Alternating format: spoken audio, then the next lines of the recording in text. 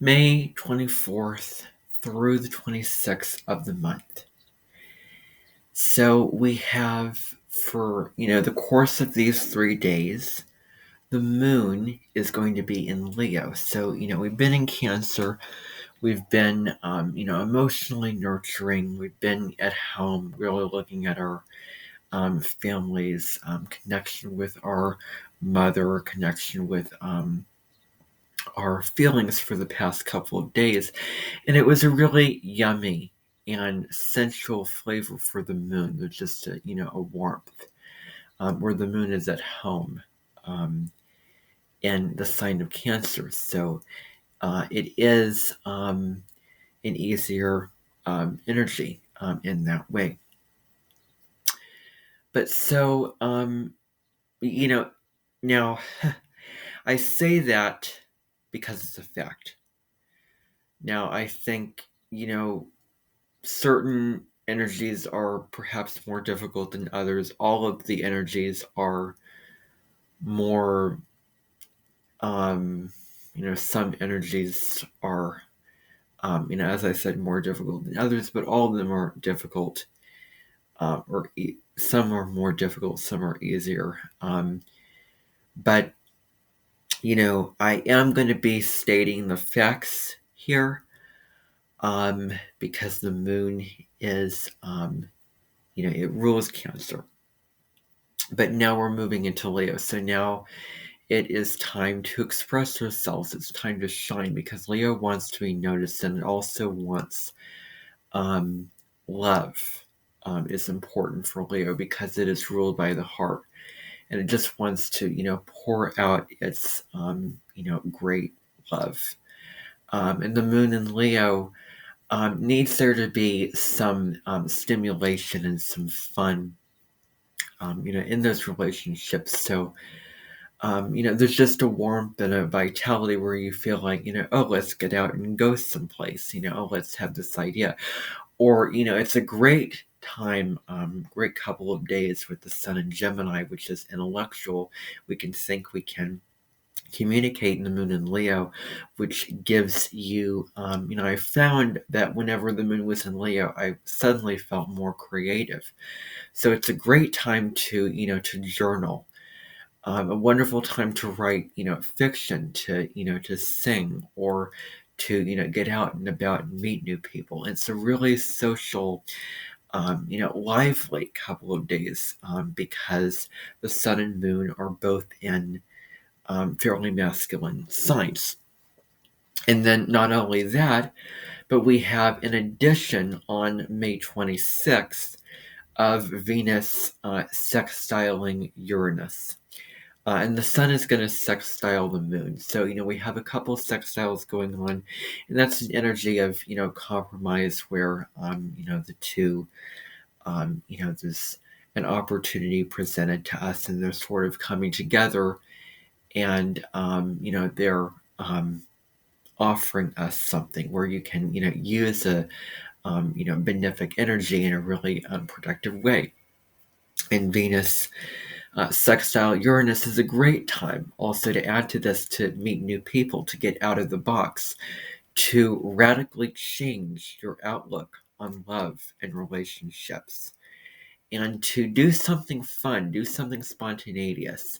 That could be going to an industrial factory and learning about the discovery of Uranus, the Industrial Revolution, really getting involved in science activities, meeting people from the scientific field.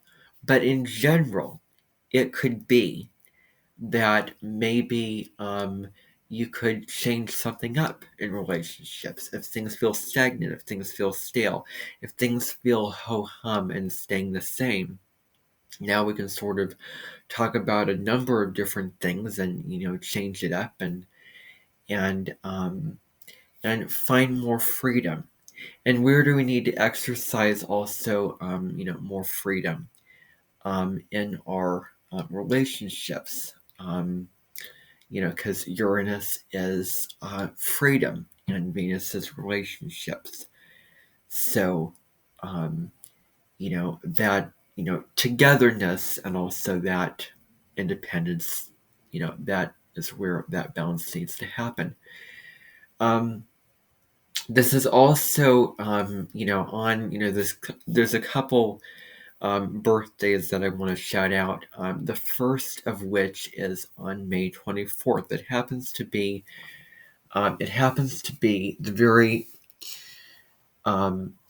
it happens to be the birthday of the first astrologer that I've ever came across and ever followed, and that was the astrologer, also a psychotherapist, Deborah Silverman, who does videos every couple of days about where the moon and planets are.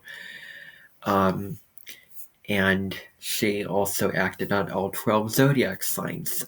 She has a lot of experience and wisdom with her practice of being an astrologer and psychotherapist of over 40 years. Over 40 years. So she is really the one who, got me very interested in astrology, and I started my astrological journey with her. And we have a lot in common with our natal charts. So many similarities. So, I have her channel actually featured in the list of astrologers on my YouTube channel. You can go watch her videos. She really breaks it down, makes it very simple, very easy to understand. Doesn't speak about it in complex terms, and they're fun and funny videos, so you can check those out. So, the other celebration is the actress Helen Bonham Carter on May 26th. And this person, I think, is, really good at playing really twisted, sinister, dark, evil characters. And, you can see her, the movies that she was in, such as, she was in Harry Potter, Sweeney Todd, which is more of a, graphic film, and others out there. A version of Charlie and the Chocolate Factory. So, I do want to acknowledge that, and, I believe that she has the moon in Leo and sun in Gemini in her natal chart. So Leo is the performer, and she definitely can perform in extraordinary ways using the Gemini intellect. So that is all that I want to say for this horoscope, and I hope that you enjoy. Bye, everybody.